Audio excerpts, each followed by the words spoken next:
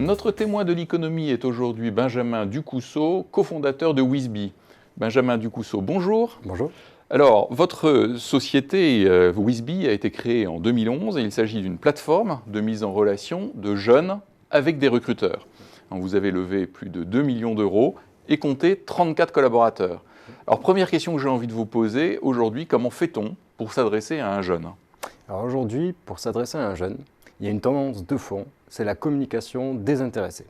C'est-à-dire, on va aller, plutôt que d'exposer sa communication commerciale à un jeune, on va aller essayer d'animer une communauté et de créer une relation de proximité avec lui. Je vais vous donner un exemple. Voilà, je vais vous donner un exemple. C'est l'exemple du Crédit Agricole, qui a lancé il n'y a pas longtemps une opération qui s'appelle Job Meeting et qui est un très bon reflet de cette communication désintéressée. En fait, le Crédit Agricole organise des événements de recrutement dans son territoire, par exemple le territoire Pyrénées-Gascogne, sur lequel ils vont inviter toutes les entreprises de la région à aller rencontrer des jeunes pour créer de l'emploi. Donc en faisant ça, ils se positionnent comme un intermédiaire de l'emploi sur leur territoire, en animateur de communauté, et ils vont améliorer l'image perçue de la banque par les jeunes. Alors, donc c'est vraiment une stratégie de marque, de fidélisation et d'animation d'un écosystème sur un territoire. Alors dit comme ça a l'air facile, mais enfin est-ce qu'il y a des pièges dans ce type de communication ? Oui, il y a des pièges. Les pièges, je pense, c'est le mensonge, ou c'est de vouloir trop surjouer. Je vais vous donner un autre exemple. J'ai connu une société qui avait recruté 8 collaborateurs. Et dans les offres d'emploi qu'elles avaient véhiculées pour recruter ces collaborateurs, elles avaient voulu un ton un peu fun, un peu start-up. On a diffusé les offres d'emploi, ils ont recruté leurs collaborateurs, mais au bout de 2 mois et demi, tous les collaborateurs sont partis. Pourquoi ? Eh bien parce qu'en fait, la réalité perçue sur le terrain par ces gens qui ont intégré l'entreprise était très différente. Ce n'était pas une start-up, mais c'était une spin-off d'un grand groupe qui n'avait pas les mêmes codes et les mêmes comportements qu'une start-up. Alors, ce type de communication désintéressée, est-ce que c'est lié à l'apparition des médias en ligne, médias interactifs ? Disons qu'il y a eu plusieurs choses. Effectivement, il y a eu l'essor des médias en ligne, mais il y a eu également un changement de comportement sociologique qui a eu lieu un peu dans le même temps. Disons qu'aujourd'hui, l'exposition commerciale et les messages commerciaux n'ont plus la même efficacité auprès de cette cible de jeunes. Ce qu'ils recherchent, c'est le bon contenu, au bon moment, dans le bon contexte, et c'est plus juste avoir une exposition à un message publicitaire. C'est peut-être aussi des jeunes qui sont un peu sursollicités, non ? Mais peut-être, on le voit justement sur les médias en ligne avec l'essor des adblocks et ce que ça a comme impact. Donc, un adblock, c'est quoi ? Alors un adblock, c'est quelque chose qui nous permet de bannir la publicité de notre navigation Internet. Et aujourd'hui, c'est en très fort essor chez les jeunes. Je n'ai pas les statistiques exactes, je dirais quelque chose, je ne dirais pas la bonne métrique.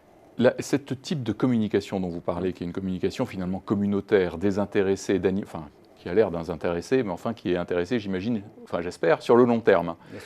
Ça ressemble quand même très fort à cette communication qu'on voit, le marketing de Google qui anime des communautés de développeurs ou bien encore ce qui se passe au niveau de la promotion ou du marketing des jeux vidéo. Est-ce que c'est du même ordre ?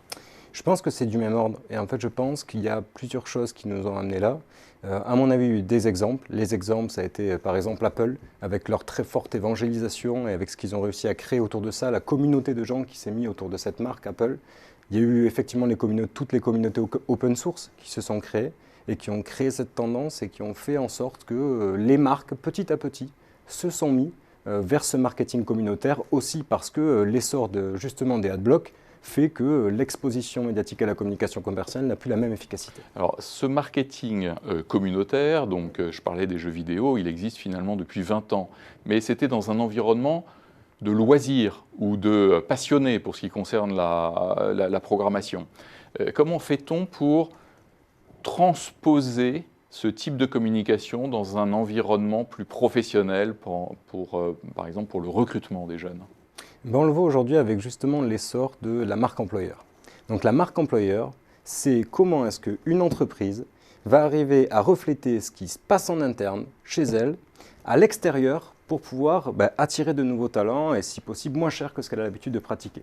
Donc ce qu'ils font, c'est simple, ils mettent en place des dispositifs en interne permettant de créer des très bonnes conditions de travail et en plus, après, ils vont se servir du collaborateur pour véhiculer à l'extérieur le bien-être qu'il y a à l'intérieur de cette entreprise. Ouais. Donc pour résumer les idées importantes, les jeunes sont à la fois sursollicités et en même temps ils ont des repères très communautaires. Donc vous dites la bonne pratique, finalement c'est de s'adresser à eux en tant qu'animateur de cette communauté et en espérant que les personnes qui font partie de cette communauté soient des ambassadeurs pour développer l'adoption de la marque employeur en l'occurrence. C'est ça. En fait, ce que je voudrais dire et résumer en une phrase serait peut-être de dire que la meilleure méthode, ce n'est pas de placarder et d'afficher un message publicitaire, un message commercial. La meilleure méthode, c'est de se faire aimer.